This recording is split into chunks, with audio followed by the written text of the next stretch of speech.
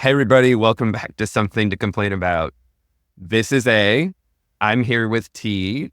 We are ready to rock and roll with episode 11. And we are, as you might remember from our little blurb a while back, this is the first episode on our new Sugar Daddy Finance podcast software. So we hope that this will be more fun to listen to since Zoom isn't always so much exciting. But anyway, T, how's it going? How you doing?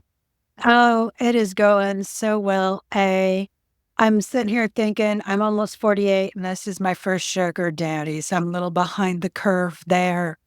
But I wanted to tell you, as you know, my 48th birthday is coming up. And I was at the doctor's office the other day for my 3-month tune-up. We're now down to every 3 months, going in to keep me ticking and clicking along. And it's everything's running okay. Still in perimenopause. So I'm not Fun happy stuff. about that. But Yeah. I mean, it's kind of crazy a little bit, right? Like when we're younger, the idea of going to the doctor is more like, I have an infection, I gotta go see the doctor, right? Or whatever it is, you go because you have to, and then you don't go right, back until you right. absolutely have to again. And now, because we're kind of pushing 50, not quite there yet, going to the doctor has become more ritualistic. Like we have to go to try to figure out if we can keep ourselves alive longer. This isn't really about like just showing up and being like, I'm pretty sure I've got a sinus infection, or, it was a pretty wild night. So who knows? Got a hangover. But that's not the way this works anymore. This is like, I need the tune up so that I can get to the next checkup instead of just Well, checkout. and then, with the more frequent tune-ups, then we also have all of these new procedures that we have to do year after year after year. And I agree. It does, somewhere along the line, the shift from basically using healthcare as like an emergency service, or because something is definitely awry, to knowing your doctor on a first name basis, catching their up birthday. on all the latest news. Right. And bringing in a laundry list of things. Like, every 3 months I come in and at my last visit, because I don't trust my memory anymore, I had like this laundry list of questions to ask. And I know what you're talking about. because I was already taking up so much damn time. So the nurse practitioner was checking my vitals. She was like, I'm reading over your list right now. And I'm like, okay, that's cool. Cause I'm all about the multitasking. But yeah, I mean, it really now it's, I'm definitely in that maintenance phase of life where a lot of the naughty stuff that I did the first 20, 30 years has kind of caught up with me. And we want to kind of slow everything down for the next however much longer I have. But with every passing year, there's always something new and exciting that they want to do to you. And you almost always want to say no, but we've learned we probably shouldn't, right? As we get a little bit older. The crazy thing about it is, right, like we really have to, as we're entering this stage of life, and I say that somewhat facetiously, I guess. I don't really know, maybe kind of. It's kind of like our focus has to shift from like, oh, this is going to sound a little bit morbid, but like from living to like preparing to die. Right? Like it's a little bit about like, the question is, how are we going to go out? Is it going to be high cholesterol? Is it going to be some form of cancer? Is it going to be like I drank too much one night and ran into a wall, which would have made more sense when I was younger. But like now it's sort of just like it could be anything. And I know that the list thing sounds a little weird, and maybe our listeners can identify this a little bit, but you probably won't be surprised, but you might laugh a little bit when I say this. I just have a running Google Doc that's literally titled Dr. P appointments, because that's his name. And then I have the date, and I have the list of things that pop into my head in between the 2 or 3 month checkups and what I need to talk to him about. And then I go in and I either do it on my laptop or I do it on my phone, and I just type in the answers to all my questions so that I don't forget. No, see, I'm even more old school than you. You write it down? I have my trusty notepad that's just a running list. Yeah. And the best part is if I'm in a hurry and I don't write out the full question, then I wonder what the hell it was that I was even curious about. But if I just grab the whole thing and just take it in, and then whoever's with me, we get to sit there together and try to decipher my chicken scratch. Yeah. That's why I don't write it out, because nobody can read my handwriting. Everybody will attest to that, anybody who knows me. So I type it out so that I can just make sure that I don't forget. And it's that, plus it's like, it used to be when you'd go in and they'd ask you what medications you were on, you could basically just tell them like, oh, I take my allergy medicine and that's it. And now there's actually a laundry list for most of us, right? As we get older, there's a whole bunch of pills, and we don't always remember which ones are which. Like, some are blue and some are green and some are yellow. And maybe we know what they're for and maybe we don't, but we fill our pill box because we've got pill boxes, let's be real. And that's how we unwind. No, I do not have a pill box. You don't? I don't. But I will admit, I do not bother to learn any of my medication names. I identify them by function. So I'm like, oh, thyroid medicine. Oh, hormone medication. Oh, happy pills. So like, then I do have my med list typed up because it is quite extensive. Like when I go in and they do like the med check and they run through and they'll be like, are you on? And it's some long word. And I'll be like, yeah, I don't know what that is. You have to tell me, what is that for? And it's like, oh, this is for high blood pressure. Oh, yeah. Okay. Yeah, I'm on that one.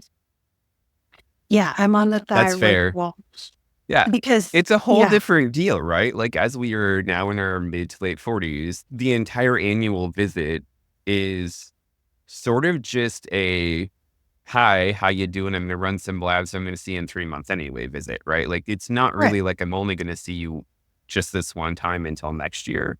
Right. So when you turn, and I don't know, maybe people have kind of gotten used to this, but when you turn a certain age, there are certain screenings that have to start happening. And that's kind of what we're going to talk about today, which is kind of, you know, maybe a little serendipitous that you had your 3 month tune-up not too long ago to lead us into this. But like, you turn 45 now and you get a happy birthday card that takes you straight to the GI doctor for a colonoscopy. Because why not, right? What? You got to wait until 45. I was 40 and I held off for a year before I caved and got my colonoscopy. I mean, it wasn't the first one I've had. I had them in my early 20s, and then I did have another one, or maybe it was my late 20s. I guess I had one or two in my late 20s, and then I didn't have another one for a long time. But now the norm is, it used to be 50. It used to be you needed to start screening at 50, but we've got such a kind of a prevalence of colon cancer and rectal cancer being found in people younger than 50 that they've moved the age down to 45. So when I turned 45, my doctor was like, hey, happy birthday.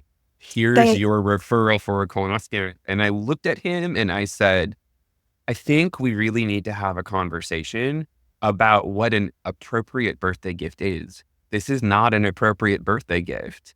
Well, like, I don't think this is cool, but I did it because, you know, why not? I love how they made the change just in time for it to impact us. Yes. But I do agree. Like, I go ahead and do it as well because it's not worth listening to the nagging when I come back in 3 months later. Yeah. Did you get your colonoscopy? Did you get your mammogram? Which I guess you don't have to worry about. I don't have to worry about that, no. But I do understand, like, that that can't be an enjoyable part. Well, let's be real. There's no real enjoyable parts to getting older, I guess. Like, I mean, I was at the eye doctor yesterday and now I have bifocals.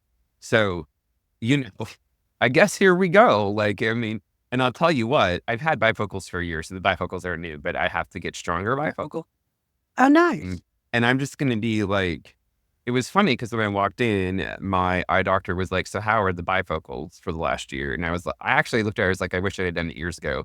I understand I look like my granny, but I don't care. Like, I don't have any vanity left, right? I'm Right. going to be 48 in a couple months. I'm only, just so our audience knows, I am only 6 months younger than T. So, like, she's going to turn 48 fairly soon here, and then I'm going to turn 48 not long after. So when they offered me the bifocal, I was like, whatever, if it helps. And they're fantastically helpful. So like, what, I don't care if you can see that there's a bifocal on my glass, but yeah, I had to get stronger bifocals because as I'm aging, the reading is getting harder to do. There is, I think, a point in time where you do just, this part of you just dies and you're just like, fine. I remember when I got my bifocals a little over 2 years ago, and actually I was in complete denial that that I even got a prescription for bifocals. I'm sure the Yeah. ophthalmologist, which is another thing. I no longer see an optometrist. No, I get to see an ophthalmologist. But I Lucky. went to get my prescription filled, and I'm picking out glasses, and the gentleman who was helping me, he's like, "Oh, and I see you have a script for bifocal." I'm like, "No, I don't. Oh, I don't have." And he's like, "Yeah, baby. Yeah, you do. See right here? That's what this line means." I'm like, "Son of a bitch." So and they did give me the option at that time to wear contacts yet, but I could only be farsighted with the contacts. And hey, I don't know if you remember, we went out to dinner soon after, and I was still going through I'm going to be wearing my contacts. That's like my last point of vanity, not giving them up. And so I am driving down the road. I don't know how fast I'm going. Can't look down. Don't know what radio station I'm listening to because my contacts are like farsighted. So I'm fine, like driving if I look straight ahead. I've Yeah, got a pair of readers. I have my regular glasses and I have sunglasses. And absolutely.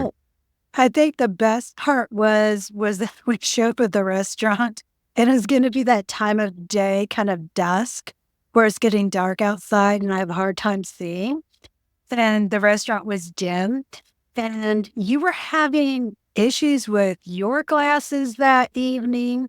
So you were my readers with the chain that had all the little it was all bejeweled. I And remember. and then I got bored because I had to wait till you were done with my reader so I could read my menu. And it was after that I decided this is just way, way, way too much work. I'll just wear the damn glasses. We've tried really, really, really hard, I think, to hold off on the aging, what I don't even know, rites of passage, for lack of a better phrase, right? Like, we've tried. Mhm. I tried for 3 years to be in those progressive lenses where you've kind of got the readers on the bottom and the computer glasses in the middle. And those suckers made me like, I would get headaches, I would get nauseous. So I always have to take them back a month or two later and they'd give me single vision.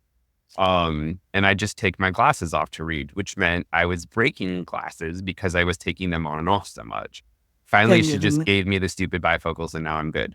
But I have to have a separate pair of glasses for the computer because my normal distance would make the screen too blurry. So I have to have distance glasses with bifocals. I have to have intermediate computer glasses with bifocal.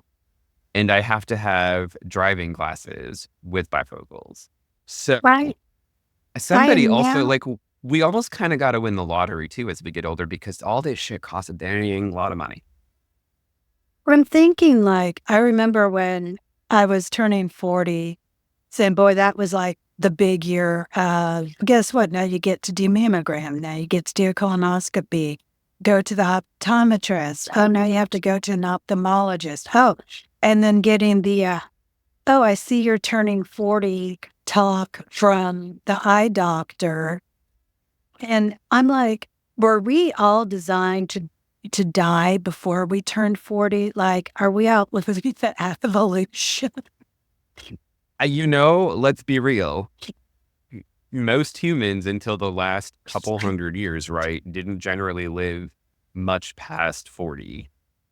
So True. maybe we really weren't. And maybe that's one of the benefits of being at this point in history, right? Where we, in order to continue to keep us alive until we're 80 or 90 or 100, God forbid, we have to do all this stuff to just make ourselves functional, right? So, like, here's your colonoscopy so we can make sure you're not getting colon cancer. God forbid you should just eat some fiber, but you probably should still do that, right? You guys You should. also not just have the mammogram nonsense, which you have to deal with on a regular basis. You also have the, like, menopause and osteopenia, osteoporosis problem, right? Because Well, there don't we are, forget, don't forget the rough road before you actually hit menopause, which is perimenopause. which is, from what I understand, almost worse because it's inconsistent and awful. And With then at least it's over finally, right? At some point. when I cross over to the other side, I'll let you know. I'll do a comparison. But all Okay. I know is that the perimenopause, I'm now in year 8, maybe 9, and that's not fun at all. It's absolutely miserable. I was not prepared for menopause either, but I definitely was not prepared for the holy hell that has been perimenopause for me. So I am now this random woman who walks around the store and sees another woman fanning herself, and we start talking about all the different supplements and things that we do to Yep. try to ease all of the The hot symptoms. flashes, the insomnia, the mood swings.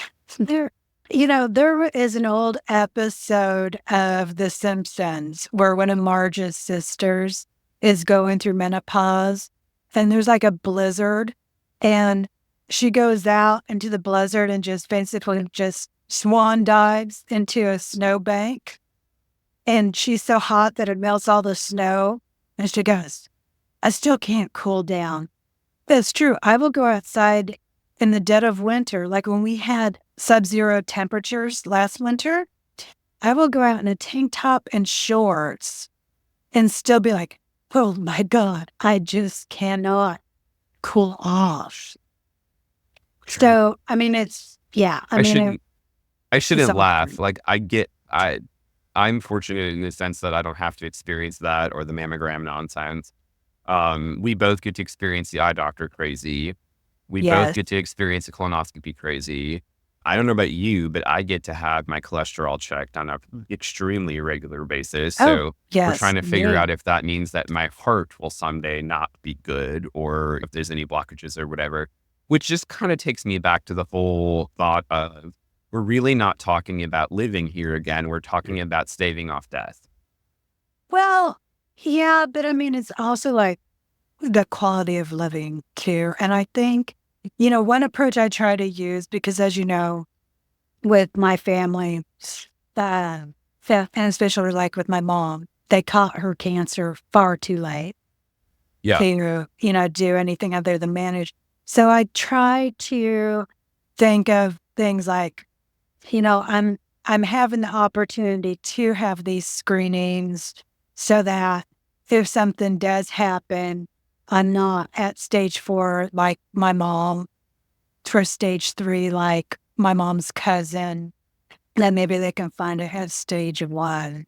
But I do want to say, even with mammograms, which And I think every woman who's had one will agree with me. The best way to prep for those is to take your breast and slam it a few times in the fridge door. That kind of gives you a fairly good idea what you're going to experience. And I'm always afraid of like an earthquake when I'm getting the scan because there's no way to escape. Which is And interesting given where you live. It's not like earthquakes are particularly common where you live, but I understand why you might be. That or even just a really heavy truck going down the road next to the office, right? exactly. Now, like I used to be proud of my boobs. Not so much anymore. Not since they were publicly Gravity? called gravity, but I will say this. I have always been treated with far more dignity when getting a mammogram than my last bra fitting. Oh my gosh. See, like this, Yeah. you told me this story a long time ago, and I don't remember all of it, but I gotta just be honest for our audience or listeners.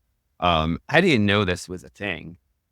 I just, I mean, of course, I guess, why would I? But also, like, I didn't know. I thought that women just walked into lingerie shops or department stores and were like, that's the one I need. Let's go. I didn't think there were actually human beings whose job it was to fit you for a brassiere. Brazier. Yes, Grandpa.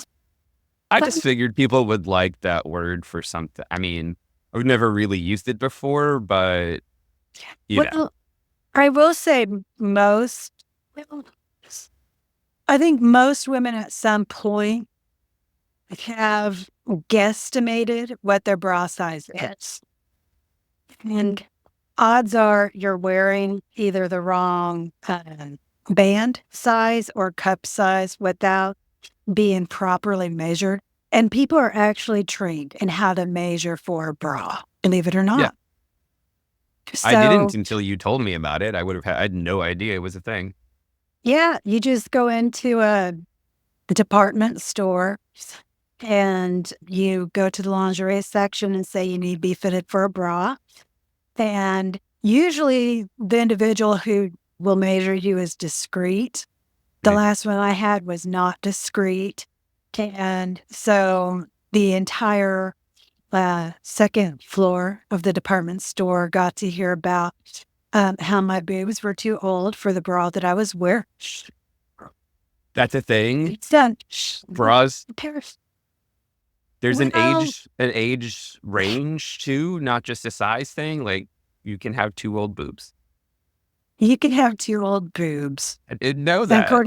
according to her, my boobs were too old and too saggy to be in an underwire with some padding. And yeah, so she's like manhandling my boobs and she's like sticking her hand inside my cup and going, look at this dent. And I'm like, I know, just leave my boobies alone. And, the thing is I actually had been feeling pretty good about myself because I had lost like 50 pounds. Mhm. But then she's like, oh, your boobs are just like sad little sacks of wet cement. So the I monsters just, hear you know, that. I guess because this is really not, I don't even know how to say this the right way, but like this, my astonishment often at how women have to navigate these things in ways men never have to think of, right? I mean, I'm not married to a woman, so I don't have to think about that either. But this whole reality where we don't have to think about this stuff. But it's not just this. And I guess my soapbox, even when I teach my grad students, right, is, and I don't know if you and I have ever talked about this, but one of the things that we talk about is how women basically get the shaft in healthcare anyway, right? Yeah. And then you start getting to the age that we are, and I want to say the shaft gets bigger, but I feel like that's not something I should say. Anyway, it's a good thing people can't see our faces because we're both about to cry. Well, but But the reality is like women, when and this is something that's very strange, right? So I teach, nutritional biochemistry to these grad students, and we're talking about like medications and how like you need to make sure people get certain nutrients because medications deplete nutrients. So that's the easy way to think about it, but birth control. Right. Women, they're never told when they're given oral contraceptives that it depletes basically all of their nutrients. So they should be on a multivitamin. It's not complicated and it's not hard, but nobody Right. tells them you should be on one. I wish somebody would have told me that about 30 years ago. That would have been awesome. That's what I Yeah. hear when I say it. And the weird thing is Yeah. 99% of the people in these classes are women and none of them have ever heard it. And I'm like, okay, what are you going to start doing with all of your patients now that are on birth control? Because almost all of them are, right? Anybody who's not menopausal is likely using some form of birth control because they don't want to get pregnant or to be able to decide when they want to get pregnant. So are you all putting them on a it just needs some nutrients, right? Like nutrition is nutrition. But it's not Well, just that, it's the bone stuff that makes me crazy because when you turn 45 or when you're at that sort of menopausal age, it's sort of like this automatic thing OBGYNs will do. And it doesn't matter if they're female or male. They just don't even think about it until you're like that age. And then they're like, hey, you need to go take extra calcium for your bones. Let's get real. That's too late. If we really cared about women and their bone health, we'd be giving them calcium from the time they start having periods and make sure their bones are as healthy as possible. So you get the indignity of all that nonsense. You have to have periods, which is its own indignity, it seems like. But now you get to be our age and it's like, hey, let's just make this more fun. Let's bat your boobs around for a while like they're play toys and make you embarrassed in the department store. Like, I don't know. It's... Women deserve better. The bra fitting is optional.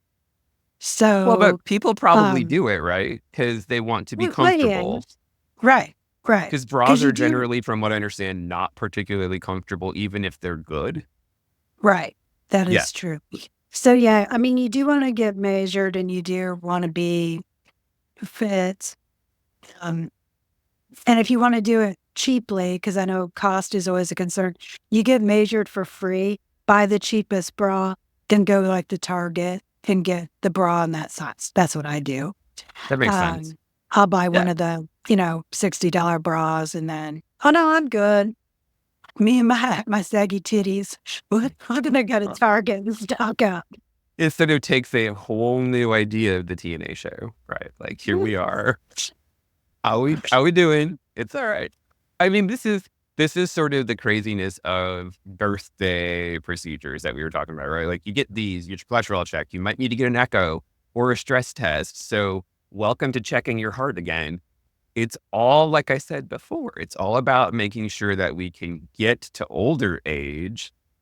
We've made it this far. We have probably not been super nice to our bodies in the process, which may actually be why we need some of the things that we need now, but we're not going to talk about that. But that's okay. Like, I think the other thing I want to, throw out there for people is, and this is just, let's consider this a public service announcement, do it, right? Like we're making fun of it because it sort of sucks to be this age and realizing like your med list is longer than your grocery list sometimes. We call it in clinical medicine, we call it a problem list, but that's literally the list of diagnoses that are on your chart, right? Sometimes that's longer than a grocery list as well. And it doesn't matter how old you are, right? You get to this age and you've got these lists and you've got to go to your doctor. Like you really do get to know them very well. And of course, because you're seeing them so often, you're probably helping put their kids through college because that's how it works, right? But we get to this age and a lot of people fight it, right? When we were at the eye doctor yesterday, the eye doctor told my T, right? Like, I'm going to give you some multifocal contacts because you're going to need bifocals soon, even though you're fighting it. But you can fight it all you want, sweetheart. You're still going to need them because you've been fighting it for a few years. And I had to laugh because I was like, I haven't really been fighting that part. I just need to see, right? Like, I just need to see. So I'm good. But T is like, I don't want to have to do that. I'm not that old yet. I'm like, if you're already if the first number of your birth or your actual age starts with a 4, I think we just need to be understanding that we're that old, right? Like we're there. So even if it's a lower number than I am, it's still a problem, right? So But for everybody listening, like just, it's still super important to do it, even though it sucks, because it does suck. Nobody wants to have a colonoscopy. I mean, that's not your idea of a good time, rapid transit diarrhea for a day or something. And then, oh, here I am, right? The mammograms where you read about the, earthquake or the big truck rolling down the road. None of it's fun, but the whole point is to keep you here longer. So And to keep swallow you your pride. healthier Healthy. Yeah. longer. Healthy enough to be able to enjoy whatever is left of our life, right? Like, so yes, just do it. Even if you hate it, just remember us complaining about it and understand that you can complain about it all you want as long as you do it, because that's still the most important thing right now. And I mean, it's always good for stories, right? It is. It's very good for stories. I mean, when I had my 45-year-old colonoscopy, if you want to call it that, the little doctor came in the room. Of course, I am still high as a kite, right? Like I could barely open my eyes. And he says, I don't need to see you for 10 more years. It's good. And I'm like, you'll be retired. And I just went right back to sleep. Apparently, I don't think I said anything else, but like he's already 70. So like he's not seeing me in 10 years, but I get the picture. I was so psyched last year when I had my last colonoscopy, and they gave me 5 years before I have to go back. I was so psyched. Yeah. And that's fantastic because you actually do have a family history. That means you need to go back. Yes. I'm fortunate enough I don't have a family history that would dictate more frequent screening, but I do have a friend here who both of his parents have had colorectal cancer. So he gets screened every single year. Every single year, he has to not only go through a colonoscopy, and he's barely 40. He also has to go through an anal pap, which is a whole nother super fun experience. People don't know what that is. So, but he does it and it's extremely uncomfortable, but he knows like if he doesn't, they may not catch it if he gets it. So all of this stuff is what it's supposed to be, but like it still is something for us to complain about because it signifies how old we have gotten. It's just another brick in the wall, right? It is. It really is another brick in the wall. But I will say I was so nervous before my first mammogram. And at that time, all of the patient, like we would change and we'd have our gowns on. And then they just sort of had us all in a row watching Price is Right. And I feel right. Was that the one with Bob Barker? Or Drew Carey? Well, let it been Drew Carey.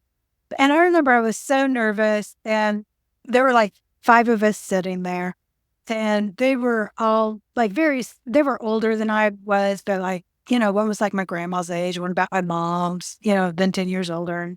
And so I was like, I'm really nervous about doing this, and I really don't want to do it. And they were all like, like, sweetie, like nobody wants to do this. Same way, none of us ever want to go in for our pelvic and our pap smear, but we do because this beats cancer. Like this is better than cancer. As awkward as it is, as briefly painful and uncomfortable as it is, it's still better than the option. And so even when I have to do my 5-day special diet and 2 days of active prep before my colonoscopy, I'm still like, this still beats seeing my mom go through what she had to go through. Like I will do this to avoid that. There are fantastically good reasons for all of it. Yeah. It doesn't make them less depressing.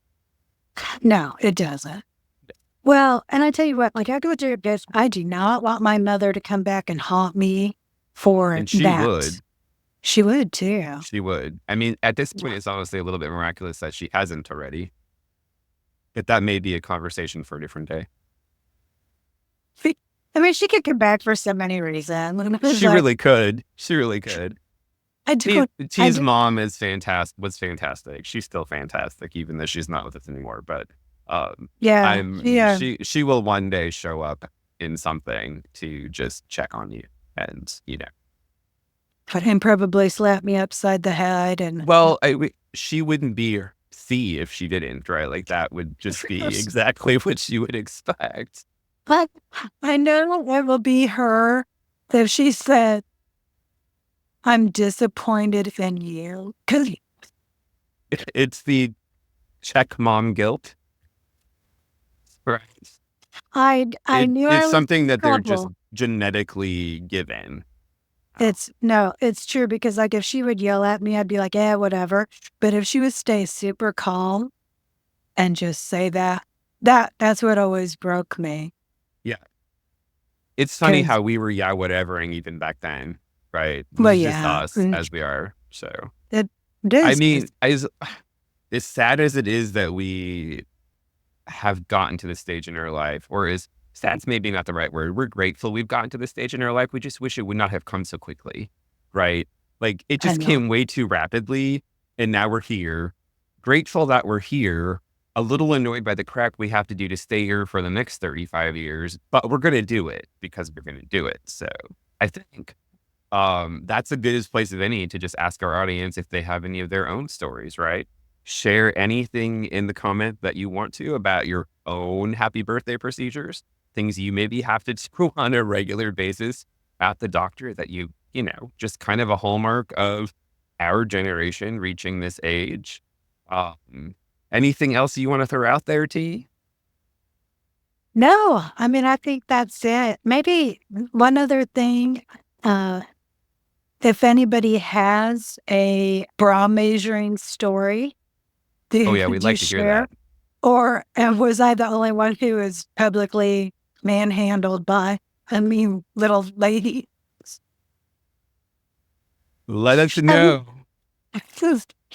Have our viewers ever had their breasts judged negatively In a department by store. an employee trying to sell you a brassiere? Let us know. Interesting. That'd be fun. Yeah. Off. Well, be sure to like and subscribe, share with your friends. Definitely check back with us next week for something else to complain about. T, it has been fun. I'm glad that you're still here and that we can still do this in our old age. Oh, I have some words for you that would have to be censored. But I'm That's glad okay. you're clear. We both have had some interesting health issues in the past, and we've moved past them, and so we're here and we're still kicking and we're still getting our butts kicked, and I guess that's what counts, right? Sounds like life. Pretty much. Awesome. All We will right. see you all next time. Bye. Be good, everyone. Bye. And bye.